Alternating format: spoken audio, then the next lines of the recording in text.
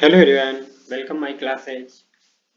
तो आज यहाँ पर हम डिस्कशन करेंगे बच्चों से संबंधित 5 मूल संवैधानिक अनुच्छेद, नियम और कानून, जो कि राष्ट्रीय स्तर पर भी और अंतर्राष्ट्रीय स्तर पर भी जो कुछ नियम कानून है वो जो भी यहाँ पे हम डिस्कस करेंगे वो बहुत ही महत्वपूर्ण होंगे। ठीक है, तो मैंने पिछली वीडियो में इस तरह की बहुत सारी वीडियोज बना रखी हैं, आप वो भी देख सकते हैं हमारे चैनल की प्लेलिस्ट से जा करके। तो यहाँ पर हम आज बात करेंगे बच्चों से संबंधित ऐसे कौन से महत्वपूर्ण जो है नियम है। तो सबसे पहले हम इंटरनेशनल प्रोग्राम देखेंगे, इंटरनेशनल लेवल पर क्या प्रोग्राम शुरू किए गए हैं। तो उसमें हम स्टार्ट करेंगे कि विश्व के प्रत्येक समाज का भविष्य बच्चे ही होते हैं। बहुत ही महत्वपूर्ण लाइन है। ठीक है, और इसीलिए भविष्य के जो है इसलिए बच्चे प्रत्येक समाज की अमूल धरोहर भी माने जाते हैं।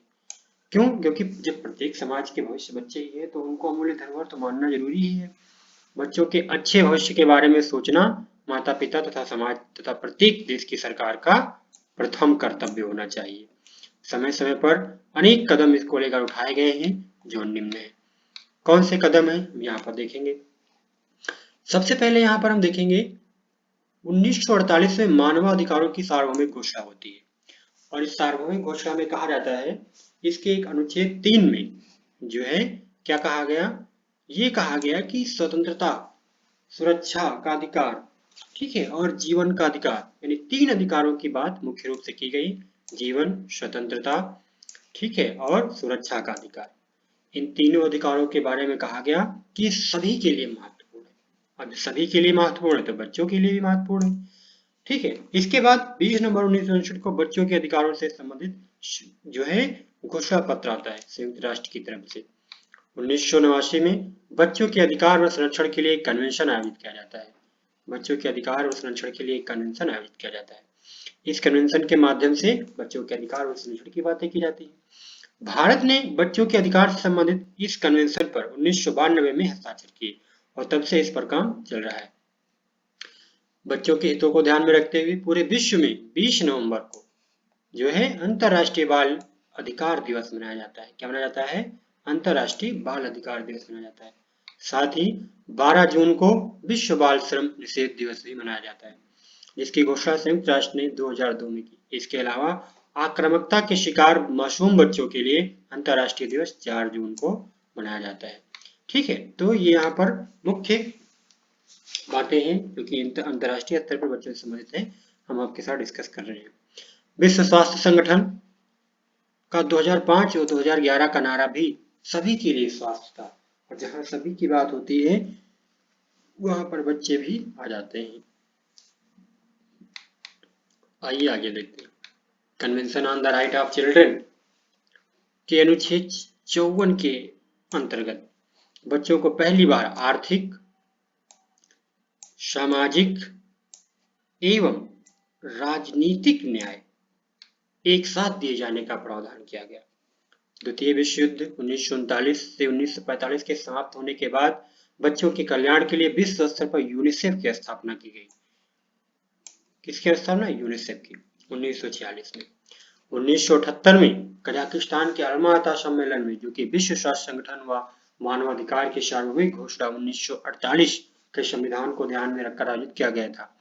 इस सम्मेलन में पहली बार सबके लिए स्वास्थ्य की बात कही गई और इस सम्मेलन में सबके लिए प्राथमिक स्वास्थ्य सुविधा का प्रारूप दिया गया।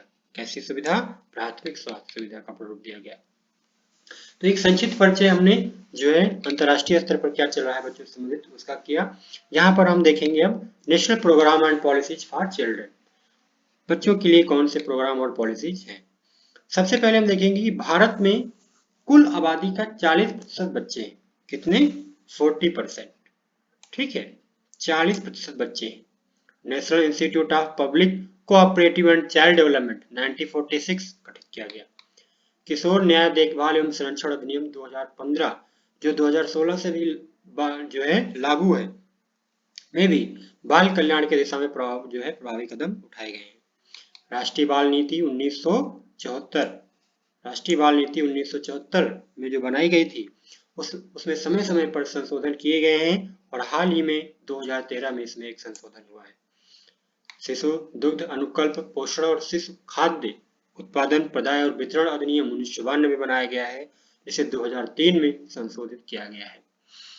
बाल श्रम अधिनियम 1986 के अनुसार ढाबों, घरों, होटलों या अन्य स्थानों पर बाल श्रम करवाना एक दंडनीय अपराध है। ठीक है। इसके अलावा बच्चों को ध्यान में रखते हुए, उनके कल्याण को ध्यान में रखते हुए 2001 में सब पढ़ें अभियान शुरू किया गया। कौन सा? सब पढ़ें अभियान शुरू किया गया, ताकि कोई भी बच्चा जो है शिक्षा से वंचित न रहे। भारत में 14 नवंबर को बाल दिवस मनाया जाता है। क्या मनाया जाता है? बाल दिवस। ठीक है।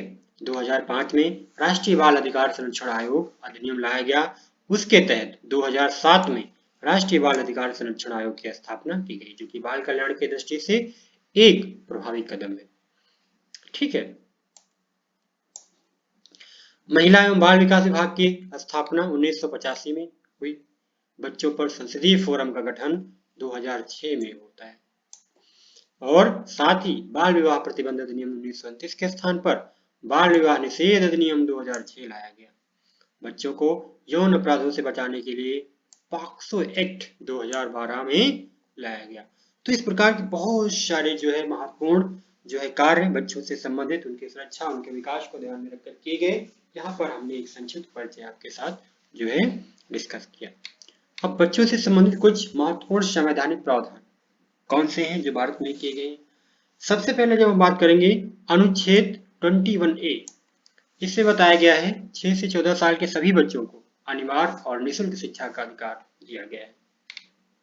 अनुच्छेद 24 में बताया गया है कि 14 साल तक के सभी बच्चों को जोखिम वाले कार्य करने से सुरक्षा प्रदान करता है तथा कारखाने या खान में बच्चों को लगाने से ये अनुच्छेद रोकता है। अनुच्छेद 39E, इसके अनुसार आर्थिक जरूरतों की वजह से जबरन ऐसे कामों में बच्चों को न भेजना जो बच्चों की आयु व क्षमता के लिए उपयुक्त नहीं है। अनुच्छेद 39F, बालकों को स्वतंत्र और गरिमामय वातावरण में स्वस्थ विकास के अवसर और सुविधाएं प्रदान करना और शोषण से बचाने की बात इसमें की गई है। इसके बाद अनुच्छेद 45, इसमें क्या कहा गया है कि 0 से 6 वर्ष तक बच्चों को शिक्षा प्रदान करना तथा उनकी प्रारंभिक बाल्यावस्था की देखरेख करना राज्य का जो है, राज्य इसके लिए प्रयास करेगा। ठीक है। तो इस प्रकार यहाँ पर महत्वपूर्ण विषय जो बच्चों से संबंधित विषय थे उस पर हमने यहाँ पर डिस्कशन किया। ठीक है। और भी बहुत सारी चीजें हैं, इसके लिए हम एक नेक्स्ट वीडियो लेकर आएंगे।